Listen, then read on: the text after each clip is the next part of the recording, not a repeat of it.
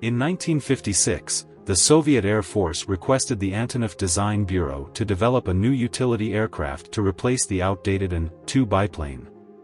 After 2 years of development, a new aircraft, the An-14 took its maiden flight. According to the military's requirements, it needed to be capable of various tasks including transport and rescue, just like the An-2, while also being easy to operate and suitable for the harsh Soviet environment. The An-14 adopted a full metal semi-monocoque structure, with wooden wings and a fixed landing gear. Some models were later modified with retractable landing gear.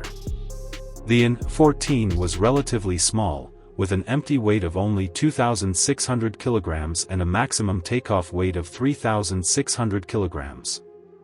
Its blunt, round nose and high tail made it appear a bit chubby, with a cockpit for 2 crew members, and a cabin that could accommodate 7 passengers or 600 kilograms of cargo.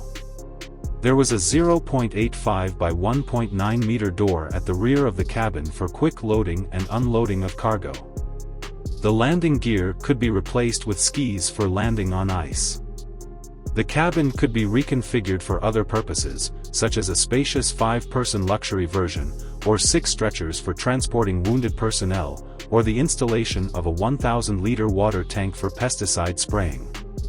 Each engine compartment housed a 300 horsepower Ivchenko AI-14 RF 9-cylinder air-cooled radial piston engine, driving 3 variable-pitch 3-blade propellers.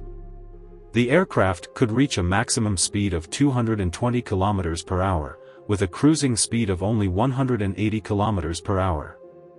It had good low-speed performance, with a landing speed of 80 km per hour.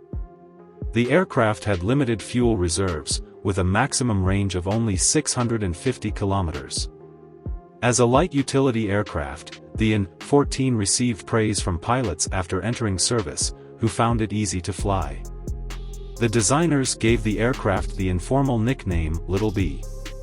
The Soviet Air Force officially equipped the An-14 in 1965, with a small number also in service in East Germany, Bulgaria, and other countries. Despite its overall good performance, it did not completely replace the An-2 biplane.